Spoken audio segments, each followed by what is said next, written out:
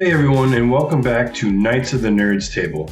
Today I'm going to take a look back at Moon Knight and explain why I think Moon Knight is the best Marvel TV show to date. I also would like to point out Moon Knight's possible connection to the Hawkeye TV series and Thor. But before we spread our moon-shaped capes and glide into that conversation, I would like to thank you all for tuning into the Knights YouTube channel. Our hope is that you as an audience enjoy our content as much as we enjoy creating it for you. Make sure to leave a like, comment, and subscribe to help us fight the YouTube algorithm. Now let's jump right into today's video. When Marvel announced that they were developing TV shows to debut on Disney Plus back in 2018, nerds far and wide were thrilled at the prospect. Moon Knight was no exception. Moon Knight has been a fan favorite ever since its inception in 1975. Moon Knight was introduced in Werewolf by Night number 32, written by Doug Moench and drawn by Don Perlin. Moon Knight continued to show up in various other comics until he got his own run of comics in 1980. From there, Moon Knight quickly became a Marvel Comics staple. The all-white costume just jumps off the page or screen, and we as the audience can't help but want more. Now, if you want a deeper dive into the Moon Knight comics, make sure to let us know down in the comments below. But for this video, I want to focus on the Disney Plus series and why, in my opinion, it is the best TV show Marvel has put out thus far. I want to make 3 main points to support my argument, and then if you stay to the end of the video, I'll reveal Moon Knight's connections to Thor and the Hawkeye TV show. My first point is that the show's aesthetic is utterly captivating. Right off the bat, at the end of episode 1, we see Moon Knight in his iconic cape and hood. I don't know about you, but I got chills when I saw him suit up and walk right towards the camera. It did such a great job of bringing a comic-accurate suit to life. Every time we see the suit on screen, we can't help but gawk at it. But we barely have a moment to pick our jaws up off the floor before we are treated to the next visual delight. Khonshu was such a menacing presence on screen. From the hallway elevator scene with Stephen Grant to the final battle between Khonshu and Ammit, we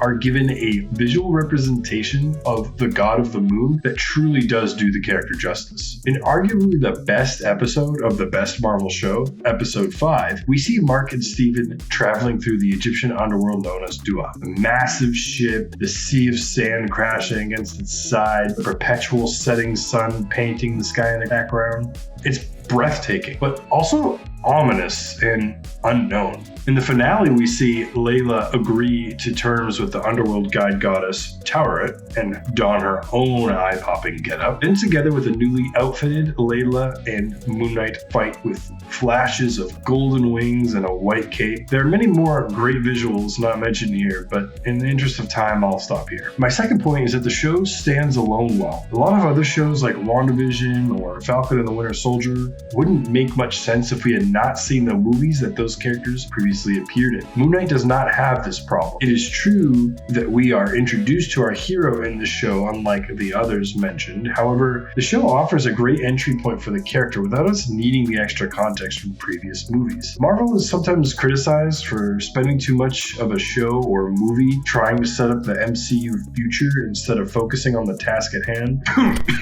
Age of Ultron. By the way, that movie isn't as bad as you think, but that's a video for another day. Give this video a like if you want me to go ahead and make a video on that. Anyways, Moon Knight stays away from this fault altogether and just focuses on its own story and characters. You really could watch these 6 episodes alone without having watched any other Marvel content and enjoy it as a standalone piece. Sure, it still has some Marvel cheesy humor and some Marvel standard aesthetics, but truly does stand out as something different than any of the other previous Marvel projects. My third and final point is the authenticity of the show. This is my favorite aspect of this show. They don't just dabble with Egyptian mythology, they dive headfirst into it. The mythology is an integral part of the show's plot, rather than just a nod so you know that we're dealing with gods and goddesses. Hopefully, Thor Love and Thunder follows suit and dives deeper into the mythos of the gods. There's a meeting of the Egyptian gods in a pyramid, contracts between gods and avatars, a ship ride through Dua. The attention to detail leaves us as the viewer intrigued. The best example of authenticity in this show is largely thanks to excellent acting performed by Oscar Isaac and May Calamawy. The relationship between Mark, Steven, and Layla is so captivating. The mental health themes explored in the show are so thought-provoking. You can't help but feel the struggle of each of these three individuals as they try to learn how to best interact with one another. We see the emotional journey that Mark and Steven go through as they learn that they truly need each other. They are two separate personalities in one body, but one cannot be without the other. In the end, they learn that they truly strengthen each other. All in all, I love the way this show portrays relationships and all the different dynamics that exist in them. Truly a marvel to behold.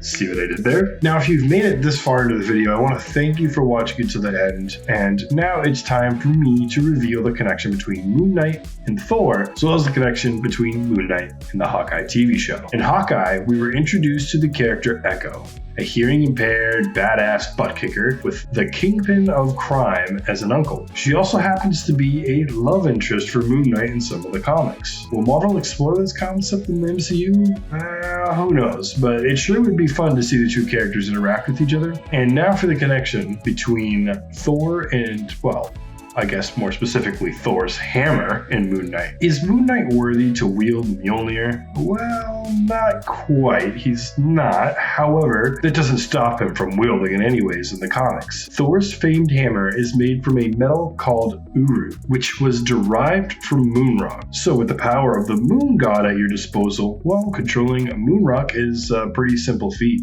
What do you guys think the best Marvel TV show is so far? Is it Moon Knight, or am I letting too much multiverse madness into my head? Let me know down in the comment section below. Thank you guys so much for watching, and we look forward to seeing you guys in the next one. Shall we help them? I mean, eventually. Great.